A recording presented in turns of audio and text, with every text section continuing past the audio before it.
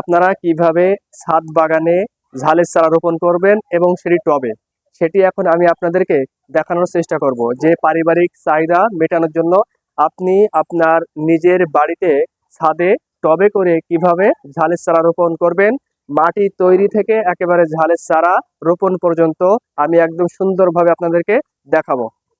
ছাদ, এই যে দেখতে পাচ্ছেন ছাদ বাগানে যে ঝালের চারা রোপণের কথা বললাম, আপনারা ঠিক মাটিটা এইভাবে তৈরি করে নেবেন। যে মাটি কিন্তু একদম এরকম ঝুরঝুরে হবে, মাটিগুলো ঠিক এইভাবে ঝুরঝুরে হবে এবং এর সাথে কিছু জৈব সার দেবেন, যেটাকে বলা হয় গোবর সার, পচা গোবর। গোবর সারগুলো কিন্তু এরকম ঝুরঝুরে হবে, সেই ধরনের সার দিবেন।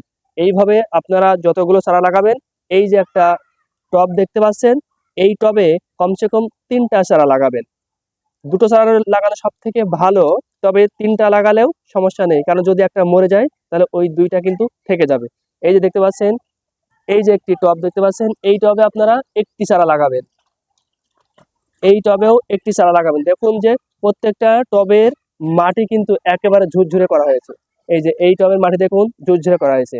এইভাবে আপনারা আগে আপনাদের টবের মাটিগুলো তৈরি করবেন ঝালের চারা রোপণ করার জন্য। এবার আপনারা এবার আপনারা কিভাবে ঝালের চারাগুলো লাগাবেন, ঠিক মাটিগুলো এইভাবে সমান করে নেবেন, এইভাবে সমান করে নেবেন। সমান করে নেওয়ার পরে এইভাবে ঝালের চারাগুলো এইভাবে পুঁতে দেবেন। এইভাবে ঝালের চারাগুলো সুন্দর করে পুঁতে দিয়ে এইভাবে গোড়াটা একটু এঁটে দিবেন, তাহলে ভালো হবে। এইভাবে ঝালের চারাগুলো পুঁতে দিবেন, তাহলে আপনাদের জন্য খুব ভালো হবে। এইভাবে প্রত্যেকটির গোড়া আপনারা পুঁতে দেবেন। এই যে এইভাবে আপনারা টবে ঝালের চারাগুলো এইভাবে লাগাই দিয়ে ওর গোড়াটা ঠিক এরকম সুন্দর করে টিপে দিবেন, তাহলে দেখবেন যে এই চারা আর কোনো সময় মরবে না।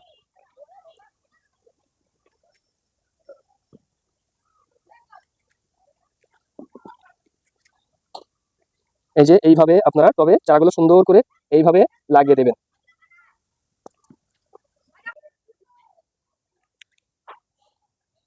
এইভাবে সুন্দর করে ঝালের চারাগুলো আপনারা লাগিয়ে দিবেন।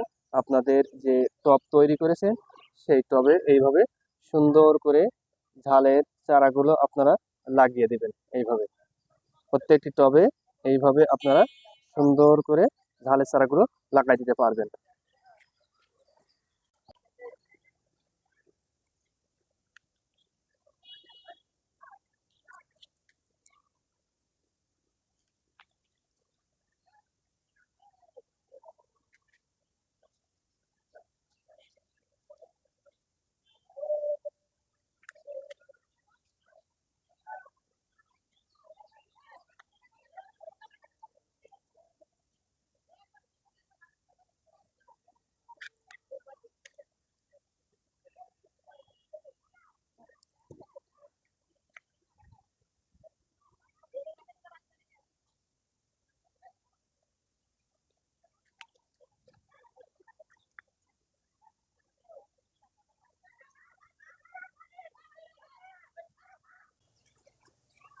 এবার আপনি ঝাল লাগানো চারা, এবার আপনার ঝালের চারা রোপণ করা হয়ে গেছে। এবার আপনি কি করবেন, এরকম করে পটে পানি নেবেন, নেবার পরে এই পটে করে সুন্দর করে এভাবে পানি দিয়ে দিবেন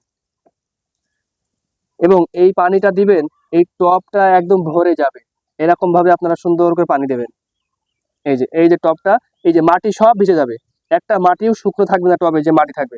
এইভাবে একটু করে আপনারা পানি বাদিয়ে দেবেন। এইভাবে আপনারা এই পুরো টবের বা ঝালের চারার গোড়ায় সুন্দর করে পানি দিয়ে দেবেন, সুন্দর করে পানি দিয়ে দেবেন।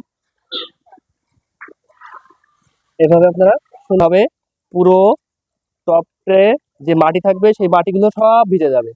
এই মাটিগুলো সুন্দর করে ভিজায় দিবেন।